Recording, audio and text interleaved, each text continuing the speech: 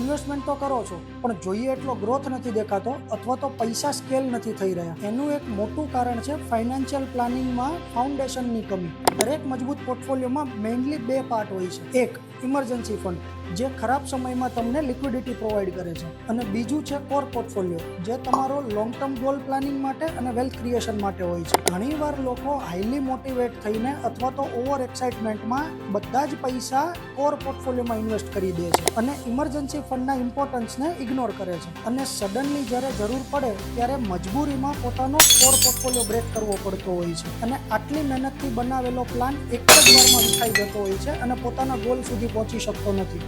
યાદ રાખજો, emergency fund છે એ તમારા કોર પોર્ટફોલિયોના પ્રોટેક્ટર તરીકે કામ કરે છે. એ હશે તો જ તમારો પોર્ટફોલિયો જે પ્રમાણે પ્લાન કર્યો હશે એ જ એક્સપેક્ટેડ ગ્રો થઈ શકશે. અને એટલા માટે જ એ first and most important step છે. તો તમારી પાસે તમારું પ્રોટેક્ટર રેડી છે કે નહીં, વધુ જાણકારી નેક્સ્ટ વિડીયોમાં. પણ જો તમે તમારી ઇન્વેસ્ટમેન્ટ જર્ની સ્ટાર્ટ કે અપગ્રેડ કરવા માંગતા હોય, then let's connect.